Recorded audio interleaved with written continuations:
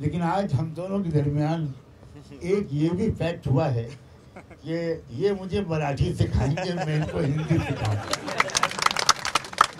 ताकि पूरे देश में जाकर ये संबोधित कर सके। इन्होंने मुझे बताया कि हरियाणा मुझे बुलाया गया, मैं इसलिए नहीं गया कि मैं हिंदी नहीं बोल सकता। मुझे और भी जगह बुलाया गया, मैंने कहा जब तक आप हिंदी अच्छी नहीं बोलेंगे तब तक मैं आपको ट्रांसलेट करने के लिए हर जगह जाऊंगा, आपकी बातों का अनुवाद करूंगा। मैं जिरंगी पाटिल की शक्ल में ये जो इन्होंने एक पूरा आंदोलन खड़ा किया और मैंने उस सिलसिले में जो मालूमात की, और हमारे राज रतन अम्बेडकर बहुत पुराने दोस्त थे, बहुत पुराने साथी हैं और बहुत अटूट विश्वास है हम दोनों को एक दूसरे के ऊपर। फिर हम दोनों ने आपस में भी विचार विमर्श किया।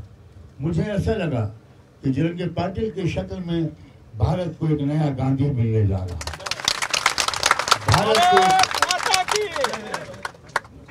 जिरंगी पाटिल की शक्ल में भारत को एक नए बाबा साहब डॉक्टर अम्बेडकर मिलने वाले हैं। जिरंगी पाटिल की शक्ल में भारत को एक नए मौलाना अबुल कलाम आजाद मिलने वाले हैं। हम सबको मिलकर इस भारत को उन ऊंचाइयों तक पहुंचाना है जिन ऊंचाइयों तक पहुंचाने की क्षमता परमेश्वर ने भारत की धरती में रखी है।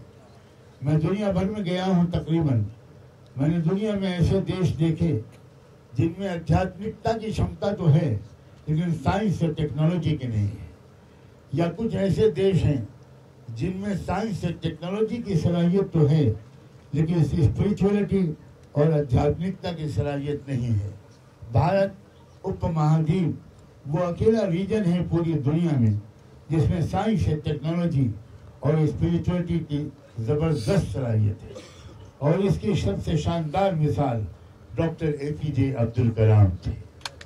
वो बहुत बड़े सन्यासी भी थे, शायद आपको ये बात मालूम नहीं। वो बहुत बड़े संत भी थे, वो बहुत बड़े स्पिरिचुअल स्कॉलर भी थे। वो एक पुराना फटा हुआ सूटकेस लेकर राष्ट्रपति भवन में आए थे, वही पुराना फटा हुआ सूटकेस लेकर वो राष्ट्रपति भवन से वापस गए। भारत को ऐसे लीडरों की ज़रूरत है, इसीलिए मैं भी फ़कीर और जिरंगी पाटिल भी फ़कीर, ये दो फ़कीरों का संगम है।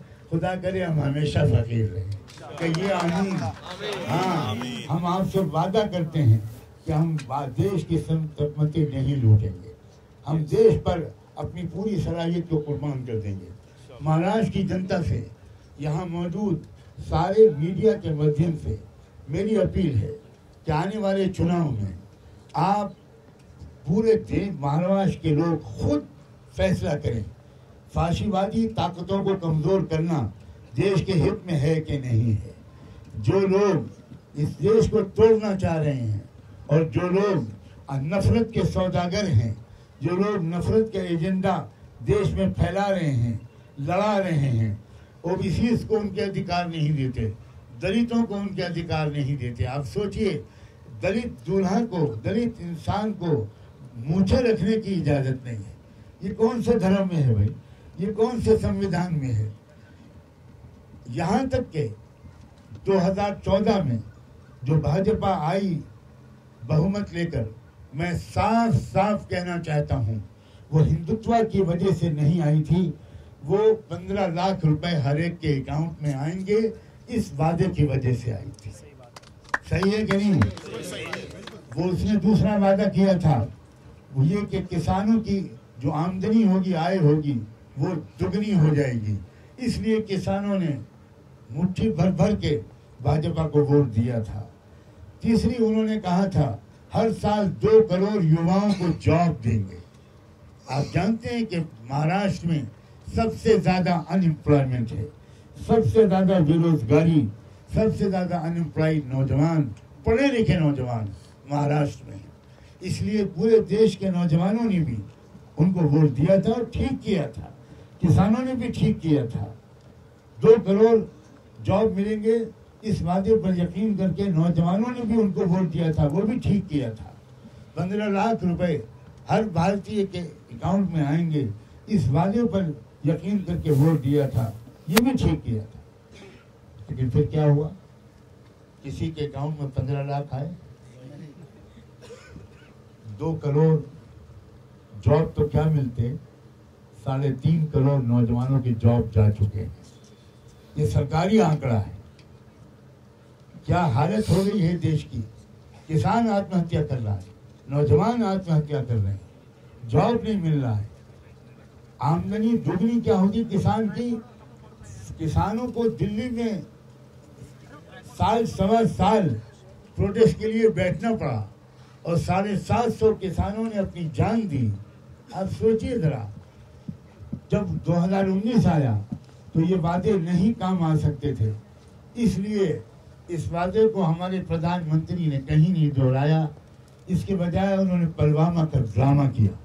पुलवामा के ड्रामे के जरिए से देश को उन्होंने बेहोश किया और उसके नतीजे में उन्होंने क्या किया, उसके नतीजे में जाहिर है कि देश की एक मानसिकता बनी और फिर लोगों ने उसके हिसाब से उससे में आकर वोट डाला और सही किया।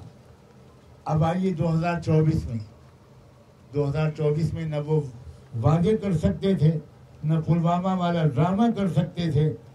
अब उन्होंने क्या किया, अब उन्होंने कहा कि अब अगर तुमने चुनाव में कांग्रेस को वोट दिया तो कांग्रेस तुम्हारी 2 भैंसों में से 1 भैंस ले जाएगी और 1 भैंस मुसलमान को दे देगी। दुनिया की सबसे बड़ी डेमोक्रेसी का प्राइम मिनिस्टर इतनी जाहिलाना बात कर रहा है, हर भारत के नागरिक का सर शर्म से झुक गया। उन्होंने दूसरी बात क्या कही, महिलाओं से कहा कि अगर तुमने कांग्रेस को वोट दिया तो फिर वो तुम्हारे गले से कांग्रेस वाले मंगलसूत्र खींच के ले जाएंगे और वो भी मुस्लिम महिलाओं को दे देंगे। क्या वक्त नहीं आ गया है कि देश को ऐसे जाहिल, ऐसे फाशीवादी लोगों से छुटकारा दिलाया जाए।